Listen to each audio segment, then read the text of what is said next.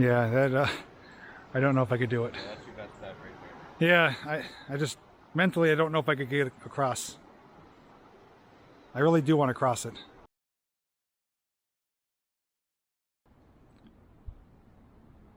So on this beautiful Wednesday afternoon, I'm down here riding on this rail trail. You can see one of the markers there, and it's going next to another line here, which you can see has a bunch of telegraph poles. Now, it's obviously there was multiple rail lines here, but the exciting thing is right here.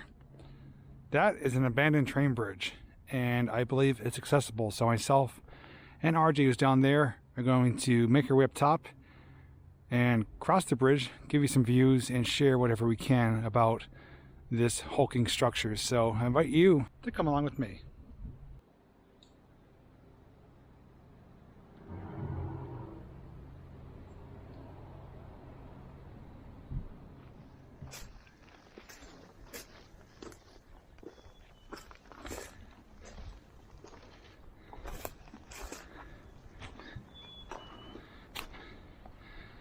So we're up on the top side now, and the rails are here for a short distance. They do dissipate into someone's backyard, but this line would have continued straight on. I believe this is a spur that crossed over the rail trail at some point that we already passed. RJ knows more about this. This is my first time here. He has been here before, so make sure to watch this video to learn more about this area.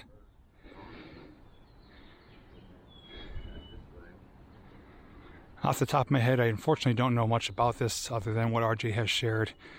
Part of this was involved with the Thomas Iron Works, which was all in that area back there.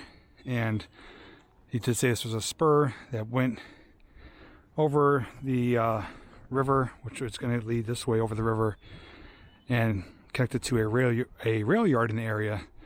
So if I do learn anything else after filming this, I will share it throughout the video. Otherwise, as always, if you guys know anything, feel free to share it in the comment section.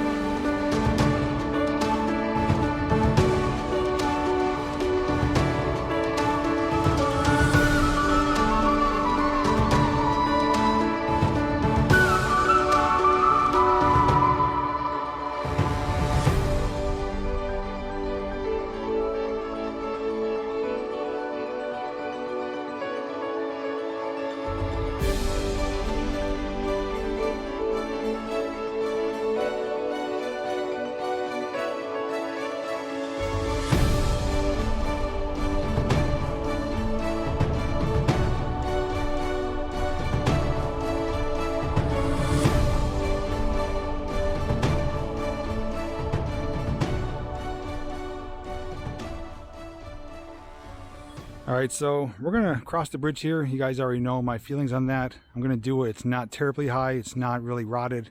It's pretty safely intact, structurally sound. It is going to cross over and go to a patch of land. And then there's another bridge further that's going to go across the river. So hopefully we can make it that far and show you that one as well. But I'm going to start walking across. I'll keep you guys rolling with me. And we'll just check it out as we go.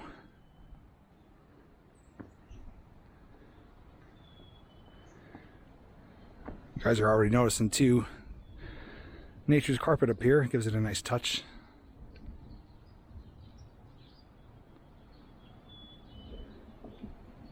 And I believe this would be considered a truss bridge.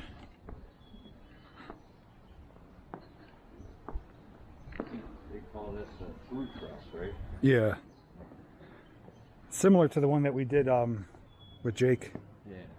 So we're not even halfway across yet, but we are essentially going over the rail trail right there, which was originally a rail line. And then the dirt patch down there which is right there, was another rail line. As mentioned, there's the telegraph poles. But the Thomas Iron Works, as RJ explained, was all in this area. There's a lot of ruins and remains, which you probably will see in a separate video, but I just wanted to focus on the bridge today because it's not every day there's just bridges sitting here abandoned with rails on them that are accessible and that, you know, are involved in a very historic area of the Ironton Rail Trail and Thomas Iron Works area. Plus the yard, like the spurs, it would just, from this point on, it just became a huge rail yard. It would just spur out further and further and further into the Thomas Iron Works and then come back together on the other end. And then there was another rail yard further up on the bike path, which you can see from the bike path.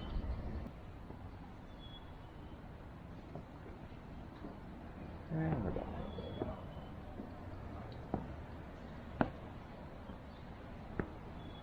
We're about halfway across.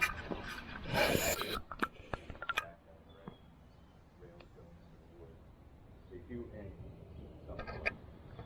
Just kind of how they pulled up most of the rails on the ground, but they left these rails intact on the bridge. So as you see, as we get to the other side, they pretty much end right at the end of the bridge. And just to point out too, which I have mentioned before on other bridges I have made videos of, and for those who aren't very knowledgeable of railroading or construction of railroad bridges, and I often wondered it myself up until several years ago, but you can see two sets of tracks. The outer rails, which is the ones that the trains use, and there's a smaller inner gauge rail. And I often wondered, you know, what are they for? And I learned, and I have shared in the past, that these were for derailments. So if a train car was to derail, the wheels or the wheel flanges would catch on these inner tracks to prevent it from going, you know, catastrophically off the rails. It would kind of be a safeguard. So, you know, if it was to derail one direction or the other, the inner rails would sometimes catch it, as would these outer planks here, at least kind of stop it from potentially tipping all the way over and doing damage to the structure. If it only just hops off the rail and stays kind of inside the gauge, it's not a big deal. They could easily re-rail it from there. It's once it goes way off track or overturns that becomes a much larger problem.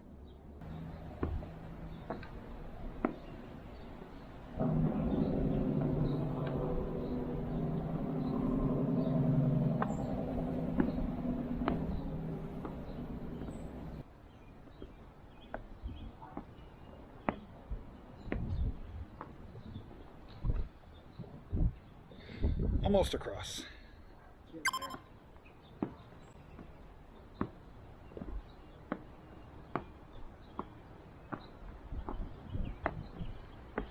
All right, so we have reached solid ground. Yep, there's the rail right there. So somebody actually cut the section of it. There is ties here. A section of rail missing. Looks like it was cut with a acetylene torch, but then they do continue. And we are elevated up here too, obviously, for the height of the bridge. There's a cable right there. Yeah, you can see some of the tailings are dumping. Oh, ties right here. It must have been a...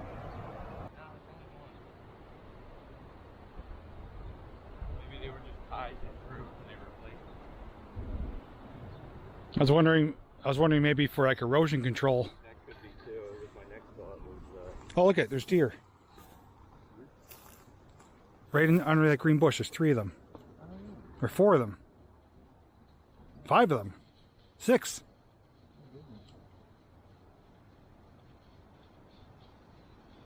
Looks like some babies. Yeah. Oh, there's another one. About 7 of them. Holy crap. Yeah, there's a bunch of them. Tell you what, these rails are in remarkably good condition.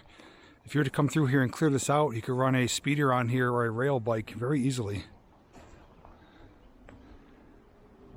So we're going to keep moving. I'm curious to see this other bridge up here, which does go over a river, and I will get the name of the river for you. If I don't say it in video, I will put it on the screen. And one thing we failed to do, RJ and myself, at the Hectorville train station video, we forgot to check for dates on the rail, so let's do that here.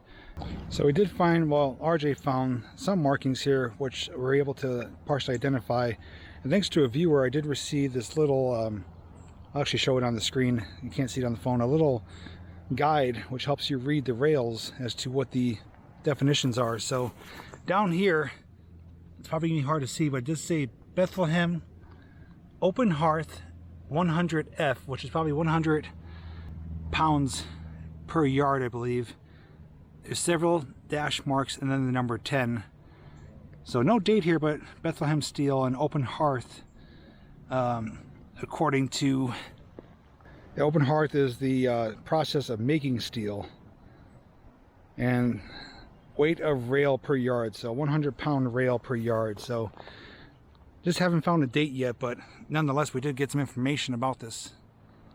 Alright, so we were just on the other side of this little brush patch here where we saw the stampings for the Bethlehem steel open hearth on the side of the rail. Can't find a date yet, we're still searching, so once we do find that we'll pop that in. But ahead of us now is our second bridge, and RJ was able to confirm this goes over the Lehigh River. This one is like more of a trestle design. It's not girder with the sides or truss, so it's similar to a trestle or viaduct. And I'm hoping we could cross it. It's going to be a little bit more tedious for me just because it's very open and exposed. But I do think at the very least I'll get as far as I can if I don't go all the way. Now on the other side is an active train line, which is I believe Norfolk Southern. So maybe we'll get lucky and a train will come through. But you could tell though this was used, you know, to come off the main line as like a spur. And as we saw where it started, went back over the rail trail and made its way to the rail yard. Alright, I'm going to take a photo which may be easier to see, but very faintly there is right there in the middle of the screen a 1912, 1912. It does say open hearth there again, but yeah, very faintly 1912. So as you saw in the photo, I was able to see it better on the phone. It is 1913. I'm kind of sitting here dangling my feet and looking off to the side here. It's pretty graffitied, but looks pretty solid and intact. I'm going to stay right in the middle in between the gauge of the rails. And I'm not going to record the whole way across, but if anything of interest does come in view, then I will share it with you. But I'm hoping to make it all the way across and snap some photos along the way.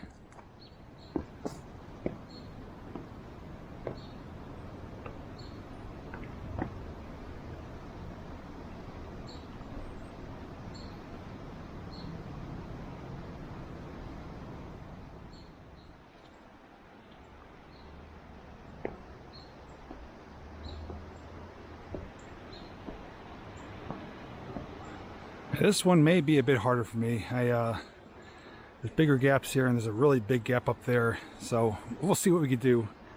I am getting a bit nervous here.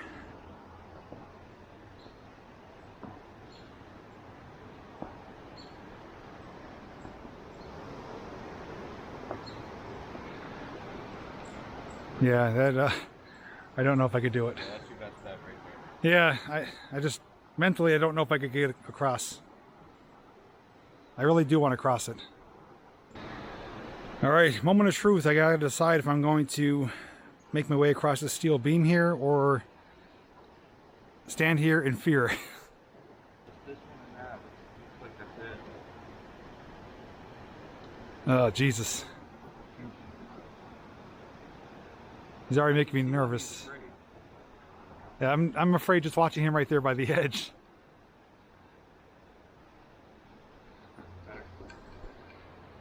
Alright, I'm going to decide what I'm going to do, and one way or the other, we're either going to cross it or we're going to turn around, but I just need a moment here to kind of collect my thoughts and myself and see if I'm going to push myself and be able to get across it. I know it's going to hold me, it's just the mental factor that really plays with me, so let me do what I need to do on my end, and I'll bring it back as soon as I can.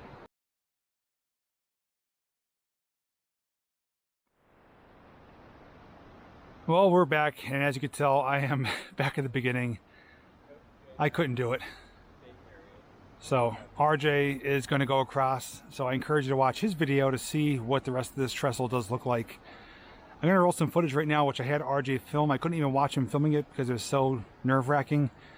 But there's a big gap with about 3 to 4 ties missing, and I couldn't get across that. It was just too much for me, so I actually had to sit down on the tracks, which I'm doing right now, up there, and just kind of regain my thoughts because I was just starting to freak out. My legs started shaking. I broke out into a sweat. I just couldn't do it. So as much as I would have loved to cross this and share it with you, this one got the best of me, and that is just living with the fear of heights. You know, it's a fear of dropping stuff, falling. You know, there's no fear of the bridge collapsing, obviously. It's just the fear of me getting across sketchy sections. And people like him, I give you credit because, you know, he has no hesitation. He could do it. Same with me going underground. I have no hesitation. I could go underground, no problem. But I'm kind of upset with myself, but I have to know my limits, because I think if I went any further, I would have froze and I would have been stuck. I wouldn't be able to move. I'd just be frozen in fear. So I said, I'll wait here. And I said, go ahead, do your thing. And, you know, people can watch his video to see what it's like. But that's just, you know, how it goes sometimes, you know. Other things I'm able to push myself a bit more. Other times like this, I just can't. And even watching him right now, he's walking on the edge of the bridge. It's making me nervous. But anyways, at least we learned some information. 1913, Bethlehem Steelton Company, open hearth process. And it's going over the Lehigh River, and 2 types of bridges, this open viaduct / trestle and the through truss bridge.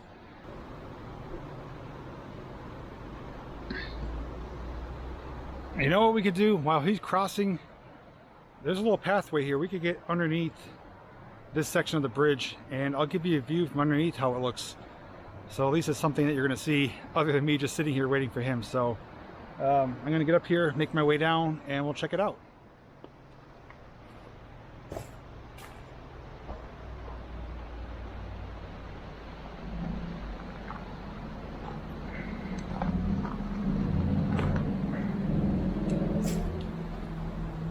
All right, this is a little better. So here's a view partway down. You see the size of those steel beams there. I would say they're at least 5 feet tall. Those are pretty big ones. So coming underneath where the trolls live. Wow, that's actually a pretty cool shot.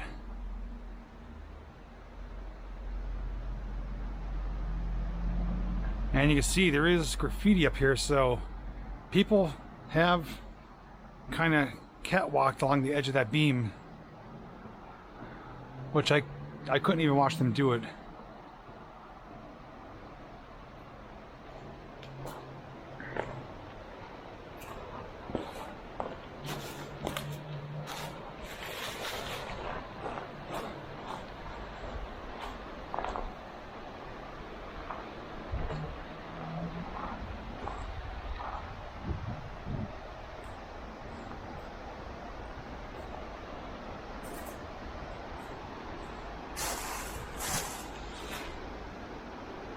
So looking from here, you can see the design elements to it. Comes off the concrete abutment with the 2 massive beams, and turns into this almost like erector set style support system going across the river to another abutment / pier support. And then from there, it's just more beams going across. So it's different design elements to it.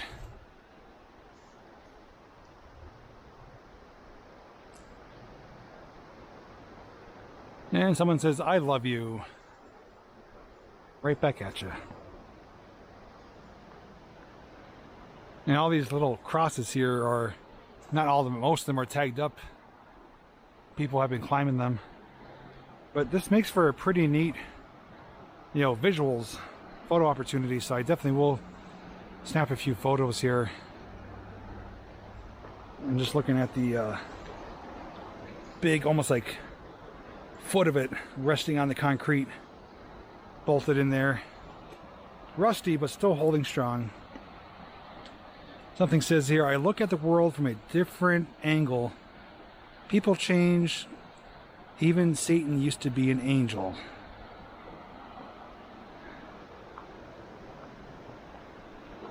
I don't know where RJ is. I don't even know where that gap is. Oh, there's the gap right there.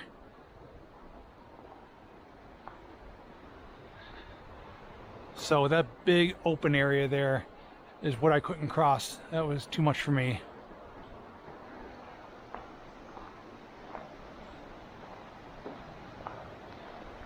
Unfortunately, I didn't bring Jayhawk with me to get some aerial shots, but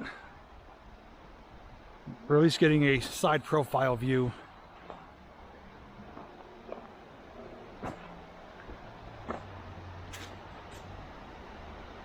It is a neat structure though. And there's RJ. And the funny thing, looking at this at first glance, almost looks like a double-decker train bridge, almost like there would have been tracks on the bottom and top. That's not the case, it's just the way it's designed for its support system, but you know, if you were looking at this from a distance at first glance, it does look like a two-tier train bridge. Alright, I'm gonna snap some photos, meet up with him, and if there's anything else to share, we'll do that, and then make your way back to the other bridge, which I know I can safely cross. All these take you back across that.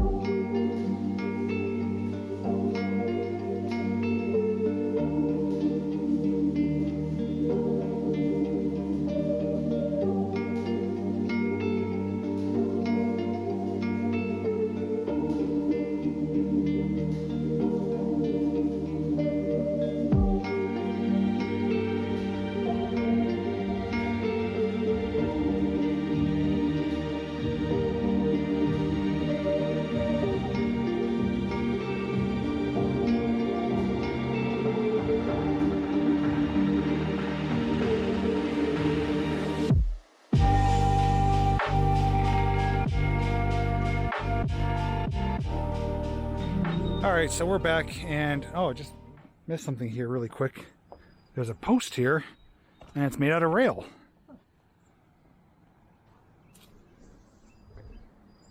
Just kind of submerged right into the ground. But yeah, we're back at the truss bridge here, and this one, I already crossed it, so we'll cross it to get back.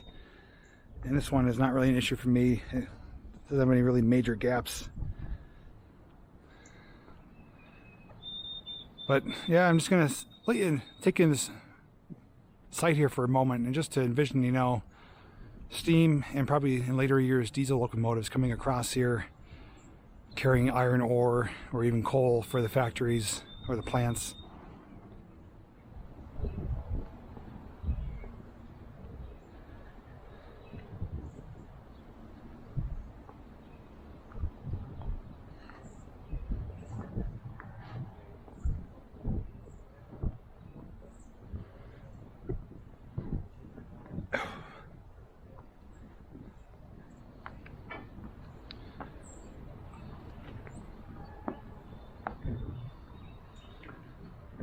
Alright, I'm going to stop here. I first want to thank RJ for showing me this bridge. He knew about it, he's been here before, and I knew I wanted to check it out, and we were able to get access to it, which made for a neat little adventure, even though I hit my wall as far as what I was able to do or not do.